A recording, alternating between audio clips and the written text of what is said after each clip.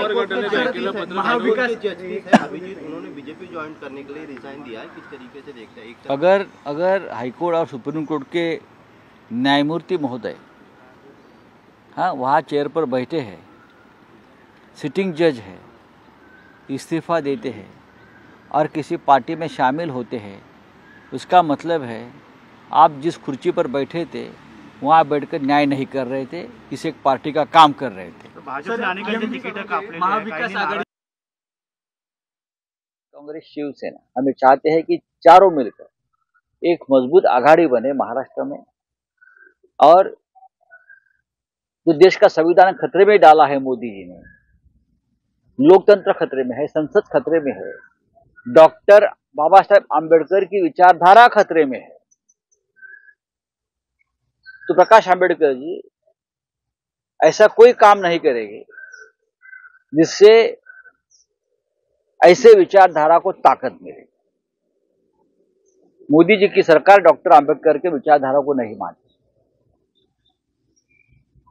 आंबेडकर जी की विचारधारा दलित, शोषित, पिछड़े, किसान, जवान, उनके हक के लिए लड़ने वाली उनकी विचारधारा थी। लेकिन मोदी जी नहीं कर रहे। तो प्रकाश आंबेडकर जी आज हमारे साथ है और संविधान को बचाने के लिए हमारे साथ रहेंगे।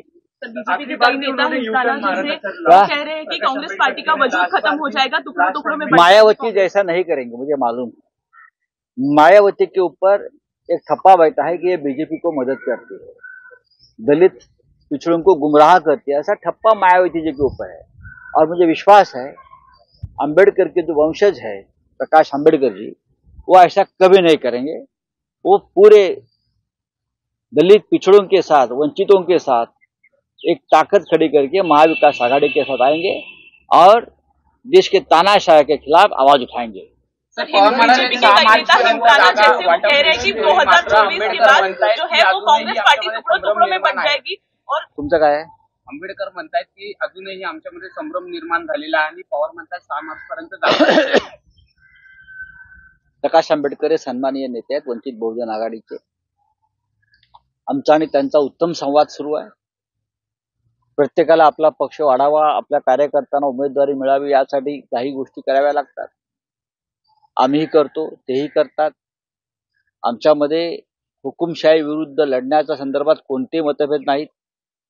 मग ते माननीय शरद पवार असतील, माननीय उद्धव ठाकरे साहेब असतील, नाना पटोले असतील किंवा बाळासाहेब थोरात असतील, काँग्रेसचे नेते कोणी असतील, आमचं सगळ्यात पहिले ध्येय आहे महाराष्ट्र आणि देश हा हुकुमशाही मुक्त करायचा।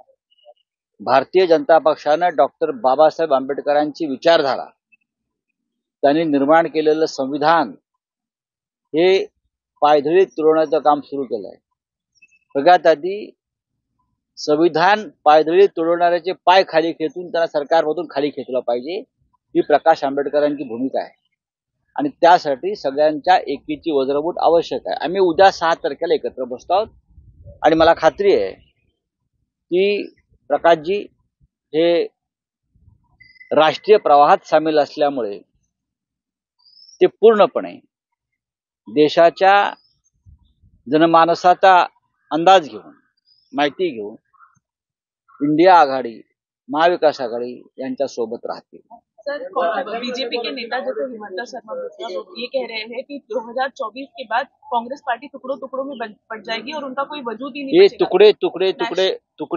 टुकड़े जमा करके अपने इंडिया बना रहे हो। अगर भारतीय जनता पार्टी में हिम्मत होती तो अपने बुलबतियों को चुनाव लड़ते। 400 पार, ये 400 पार का नारा जो आप दे रहे हो ना, ये टुकड़े टुकड़े एक साथ कर दे रहे हो, उसको तोड़ो, उसको तोड़ो, उसको तोड़ो, उसको तोड़ो, ये तोड़बाज पार्टी है। हाँ, ये सब तोड़ कर पार्टी बना रहे हैं और 400 पार का नारा दे रहे हैं। जरा उनको बोलिए अपना पार्टी का इतिहास समझ ले। आप कांग्रेस से आए हैं, आपको कांग्रेस का इतिहास ज्यादा मालूम है, बीजेपी को इतिहास समझने में आपको थोड़ा टाइम लगेगा। प्रियंका गांधी वाड्रा जो है दमन और दीव से लोकसभा सीट लड़ेगी, ऐसे स्पेकुलेशन से कैसे देखते हैं प्रियंका गांधी?